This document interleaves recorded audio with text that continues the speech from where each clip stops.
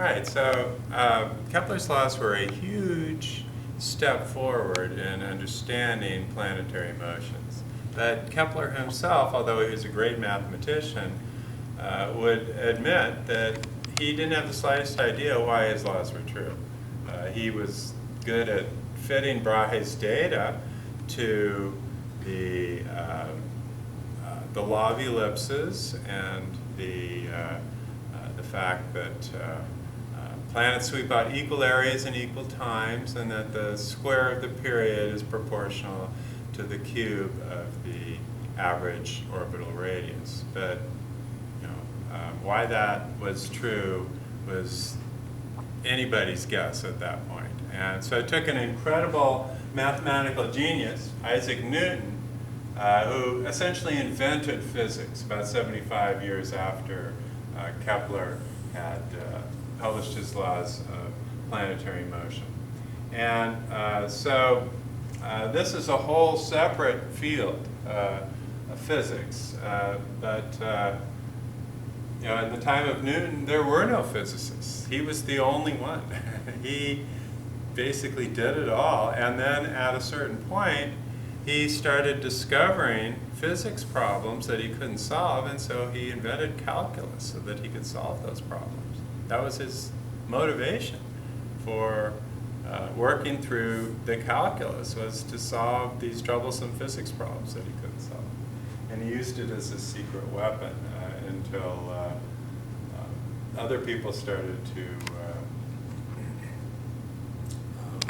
catch on to calculus, and then he had to admit that he'd been using calculus all along.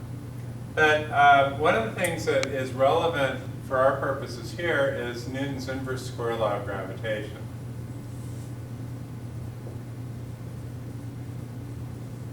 This showed what the mechanism was for gravity.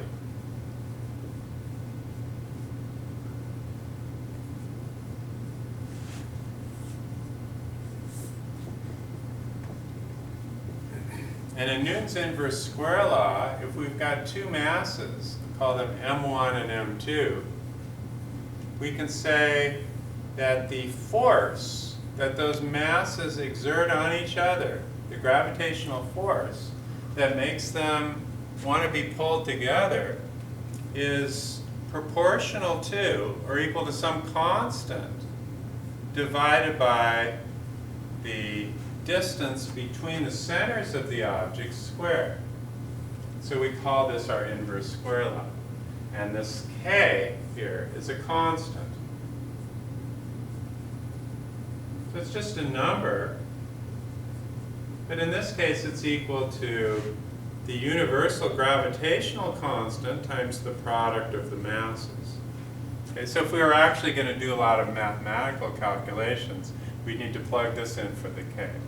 But for our purposes here, we know that the k is related to the product of the masses, but that's really about as far as we need to go with it. Okay, and so why do we call it an inverse square law? Well, because if you were to move m2 farther out, so that m2 were, let's say, twice as far away as it was before from m1, then I think we can all agree that the force of attraction would be lower. But how much lower?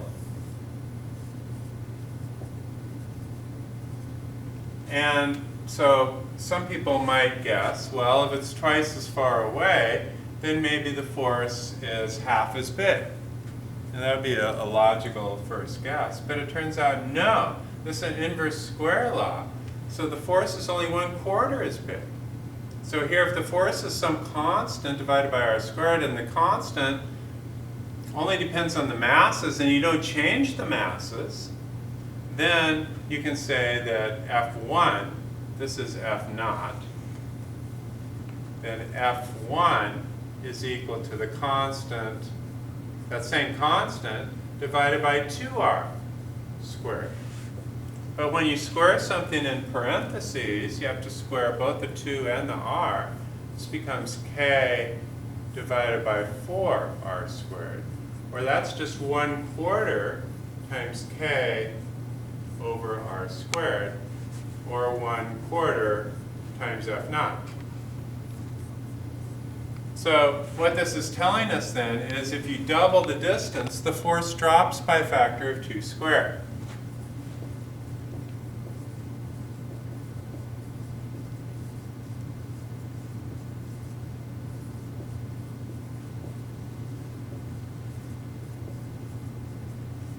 So it's 4 times less, because the force drops by that factor.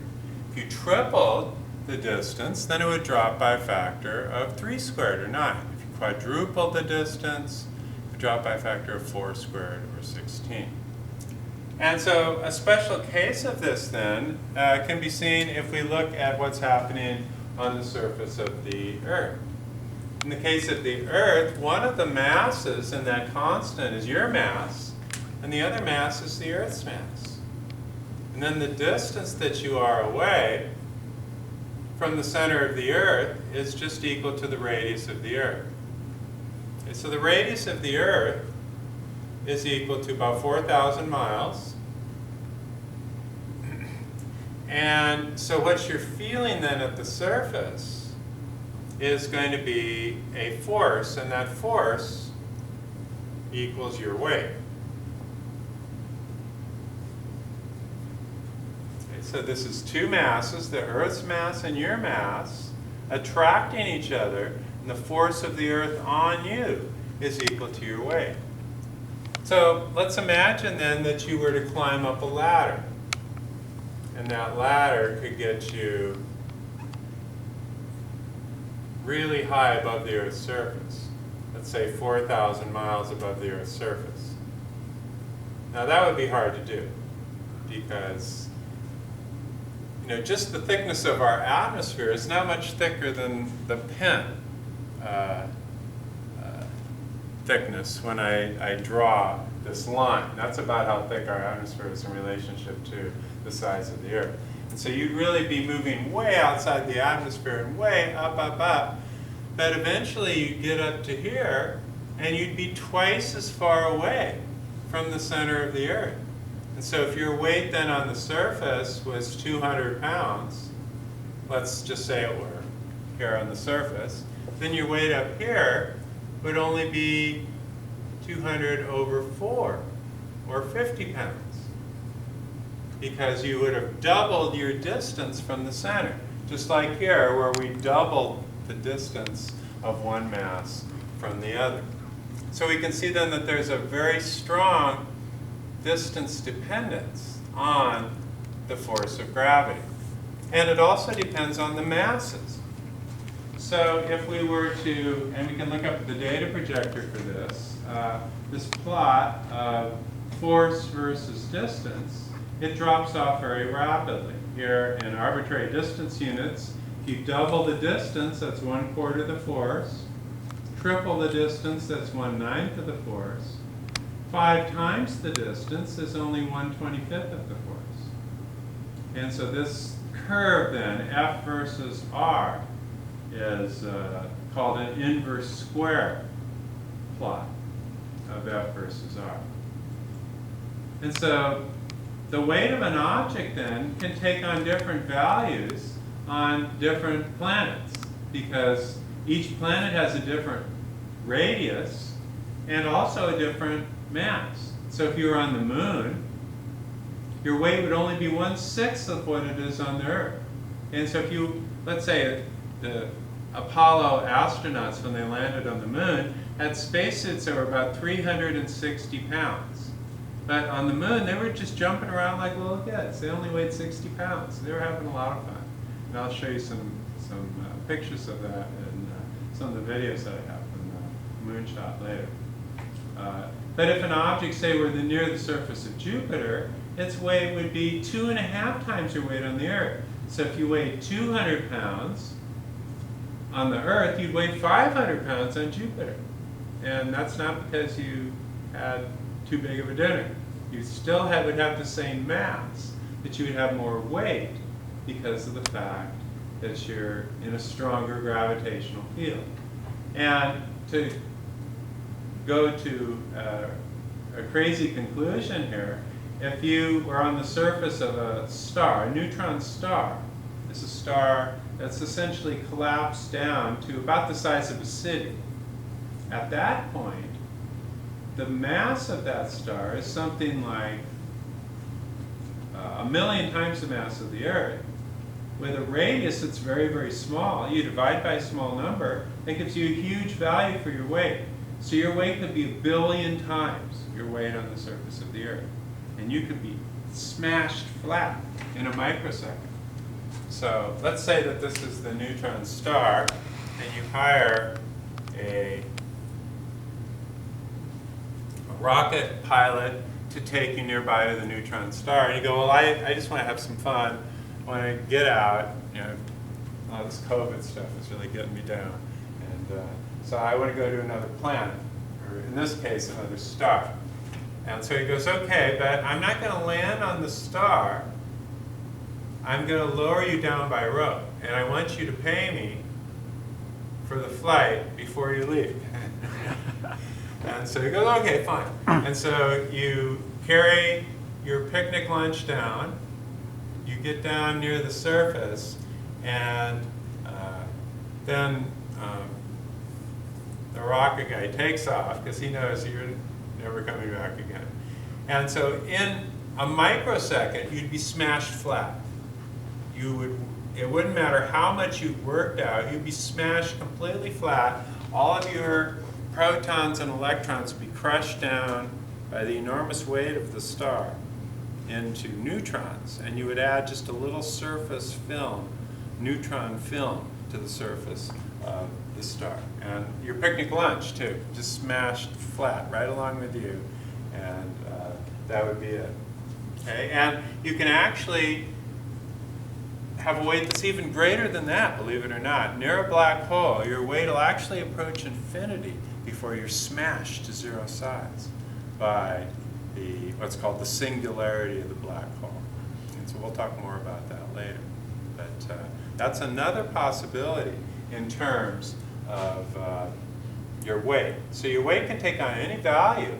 If you go to the surface of a small moon, like one of the moons that's going around Mars, Deimos or Phobos, your weight might be only 1/100th of what it is on the Earth. So you might only weigh 1 or 2 pounds. You could take a big jump and never come back. You could achieve escape velocity, which means that you left your rocket there and everything, be in trouble because you start going on your own independent orbit around Mars. Okay, but that is essentially what Newton's inverse square law of gravity tells us. Now, how does this relate to orbital motion? Well, in orbital motion, we have a gravitational pull of, let's say that you're going around the sun, of the sun pulling in on you. And you also have the inertial motion of moving around in a tangent to the circle. And so essentially then the force of gravity is the force that pulls you in toward the sun. But you are not,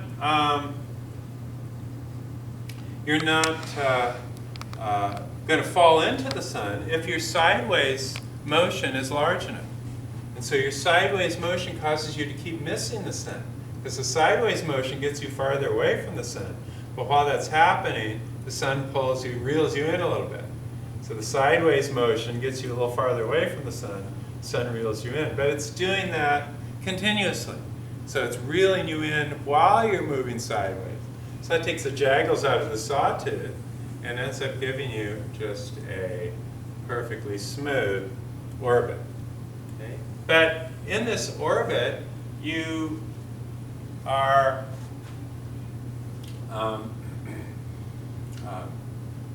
that you're moving, you have a perfect balance between inertia and gravity.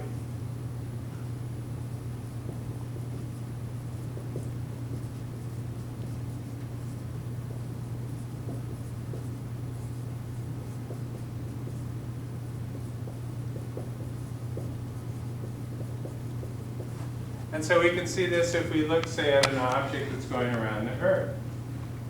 Okay, let's say that we take an object and we throw it horizontally with an initial horizontal velocity near the surface of the Earth. If you don't throw it hard enough, it'll follow an arc-like path and hit the ground. But if you throw it at a critical speed, about 5 miles per second, then in 1 second it's moved out 16 feet farther away from the Earth. But that's how much gravity pulls it in at that point. It's about 16 feet in 1 second. So 5 miles this way, 16 feet. 5 miles, 16 feet. 5 miles, 16 feet. 5 miles, 16 feet. 5 miles. And so in about 90 minutes then, this balance between inertia and gravity, at about 5 miles a second is 17,500 miles an hour. If you didn't duck, this thing would hit you in the back of the head 90 minutes later. Of course, the Earth's air resistance would slow this thing down, so you'd have to be just a little bit outside the atmosphere.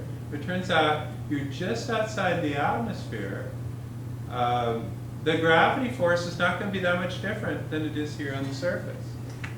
And so if we turn this picture up on the board into a picture of an orbiting satellite, where this is the Earth, and this is the satellite, it's not really this far away. The satellite would be right in here, so close to the surface of the Earth that your weight really hasn't changed that much. Okay? You might maybe 99% of your weight on the surface when it looks like you're floating around in this space capsule. And so you go, oh, you're weightless because you're really far away from the Earth. It's inverse square law, so your force of gravity is dropped to 0. No, that's not true. You're still very close to the Earth, and your force of gravity is still about what it is on the surface of the Earth. So the reason that you feel like you're weightless is that you're in free fall.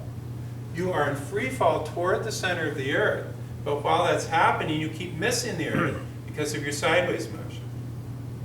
And so this sideways motion allows you to fall toward the Earth, but you're falling toward the Earth by an amount that just equals the amount that you would be moving away from the Earth because of the straight line motion. Okay, and so and the same kind of principle is used when they're training astronauts. A lot of times they'll go into planes, and the plane will go into a free fall. They'll start to float, and they'll feel like they're weightless. Okay, but that's because they're in free fall. And so that's exactly what an astronaut is doing. They're in free fall, but their actual weight has not gone down very much. Maybe just 1% of what it would be on the surface of the Earth. But the fact that they're in free fall is what causes people to get the sensation of weightlessness in space.